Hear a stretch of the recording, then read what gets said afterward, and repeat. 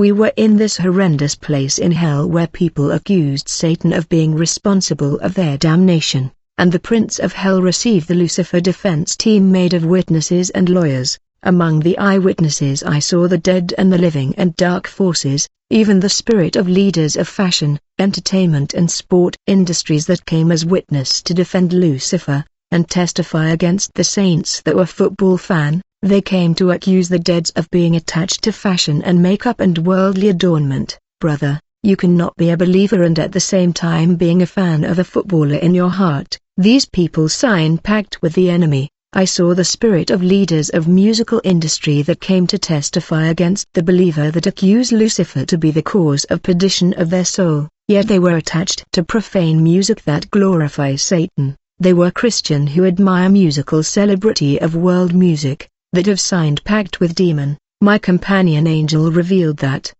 the purpose of Lucifer and Satan's objective is to build an army of worshippers. From the very beginning, the devil has waged war solely against true worship. Thousands and even billions of people on earth worship Satan without realizing it.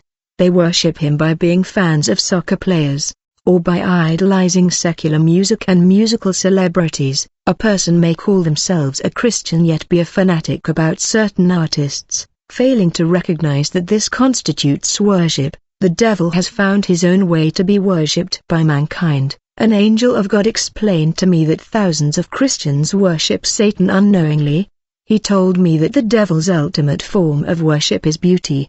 He is the prince of pleasure and entertainment and fleeting delights, constantly seeking ways to claim glory for himself. That is why, when someone was a fan of certain musicians, certain artists, or athletes, fashion designers, or politicians, their soul is registered in the book of the demon. The book of the demon who is in covenant with that sportman, that musical celebrity and politician.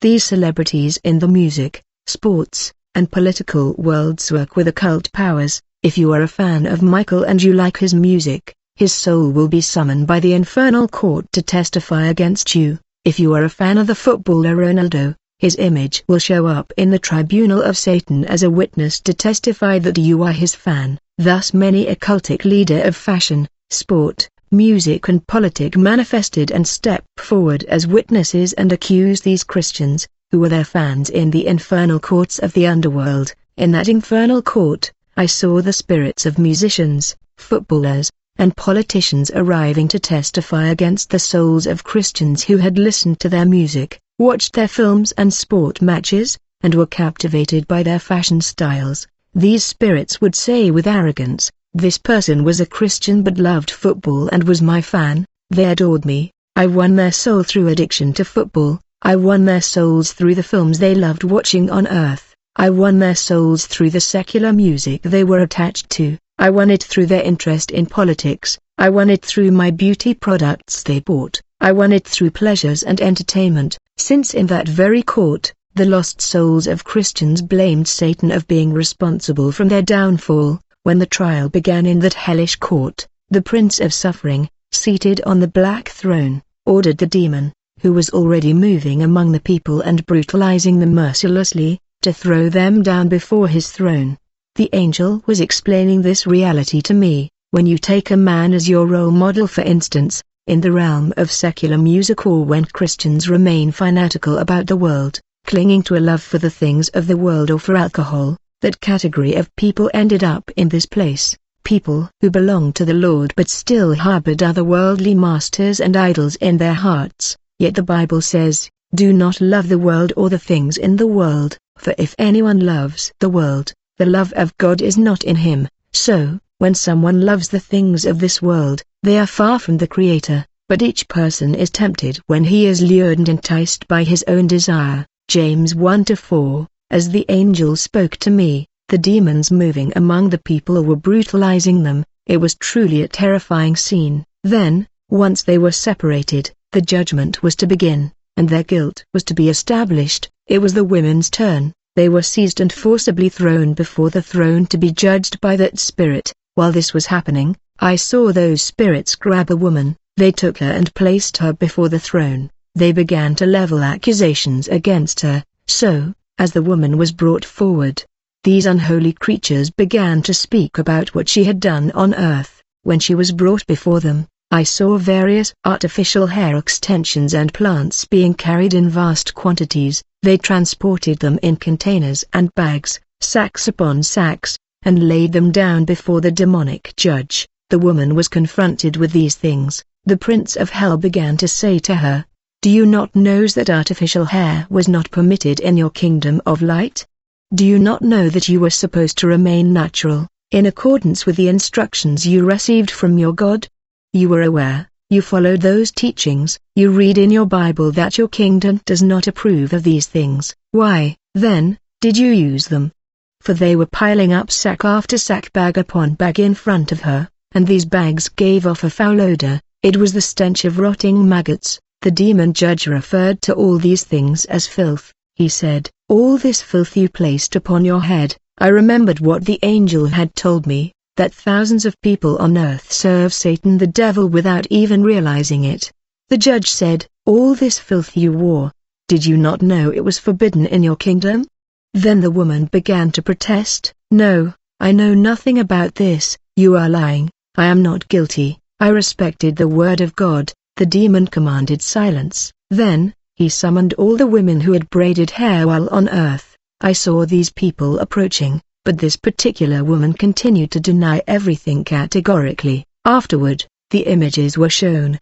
The angel said, "Look at what happened next." That's when I saw several people stepping forward to lay irrefutable evidence before her. There were receipts and purchased records from the places where the woman had bought her vanity items, records from the merchants and the owners of the shops and stores. It was explained to me by my companion angel when he said, "Take note, Aston, when you buy an item that is intended to promote immorality, sin, or seduction, or to contribute to iniquity on earth, your name is automatically written and recorded in the record of the merchant, also in the record of the supplier, even the record of the manufacturer. On the day of judgment one of these three will be a witness to accuse you. If the merchant that sold you the item is not an occultist, the supplier may show up in the court. If he is not an occultist, then the leader of the industry that had manufactured that item will show up in the court as a witness against you." Among those present as witness to accuse them were the women who had braided their hair while they were on earth,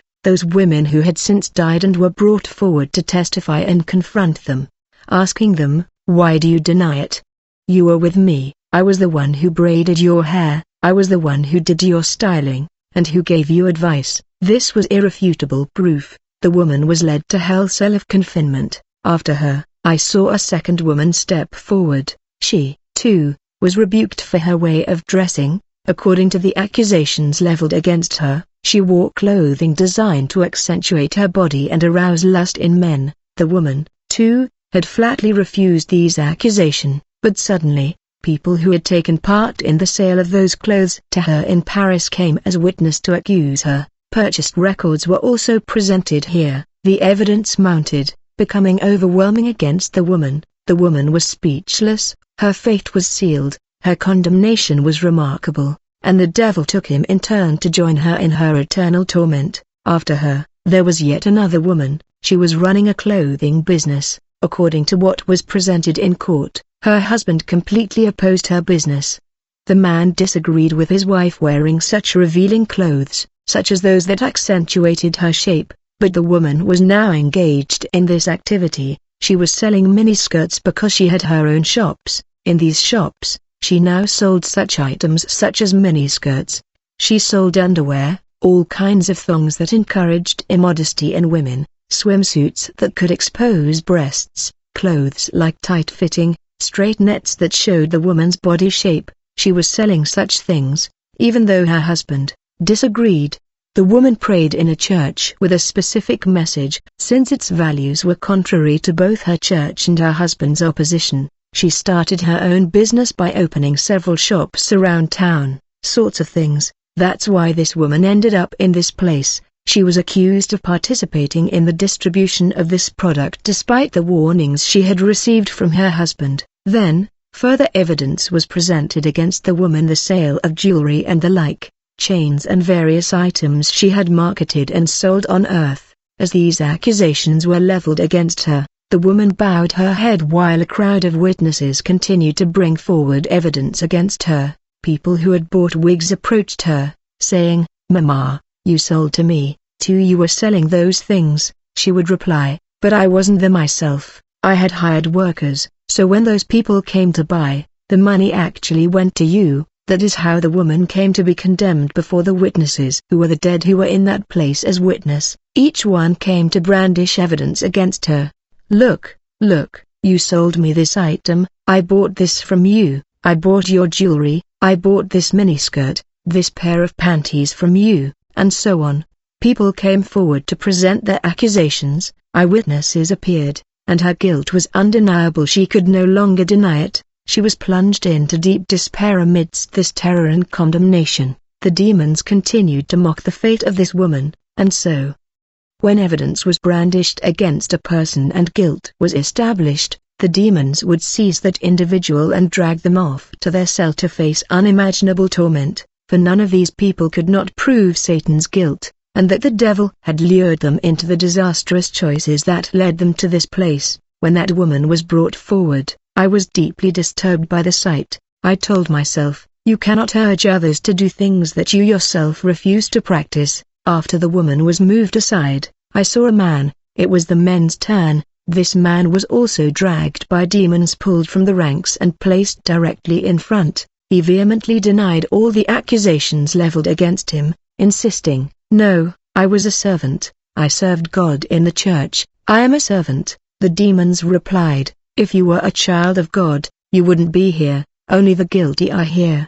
Despite all the accusations and evidence presented, he categorically refused to admit to anything. Then, they projected an image revealing the cause of his condemnation. The image showed his brother, a musician who had achieved fame among on earth. Through his music he had amassed great wealth and money. However, he had acquired wealth through the occult. His income came from a business involving the trafficking of human beings using occult powers. Since the musician who was accumulating wealth lacked financial management skills, he decided to enlist his other brother, a Christian who was fully aware of the musician's spiritual state, and knew perfectly well that the money came from the occult. He entrusted him with the responsibility of managing his properties, stores, and shops. So, this soul ended up managing the business affairs of a brother who was deeply involved in satanic practices. It was because of those things, specifically the management of blood money, he was aware of the source of the funds.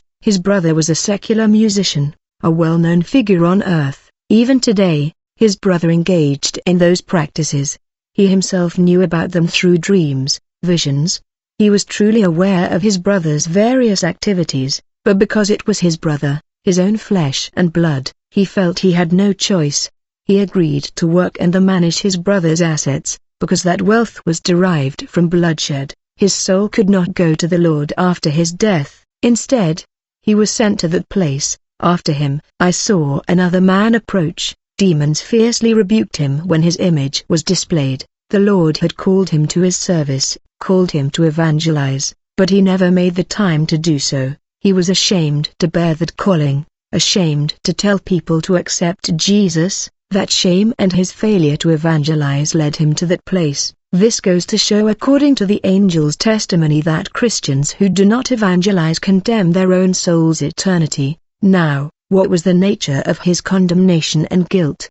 It was his refusal to fulfill his mission on earth. Any man who rejects the mission heaven ordained for him, the mission God gave him, will not enter into God's presence. Everyone must serve according to their gift and fully carry out the mission the Lord assigned to them. After him, I saw another person approaching. Upon his arrival, the demons commanded all the other spirits present to begin tormenting him. They seized his head and placed it against a stone that faced the throne, a black stone. Fire was spewing from everywhere. The stone was belching fire in all directions. They pressed his head against the stone and took an object resembling a hammer, smashing his head with unimaginable violence. The spectacle was unbearable. I asked the angel, why are they tormenting him? Why is he being punished so severely?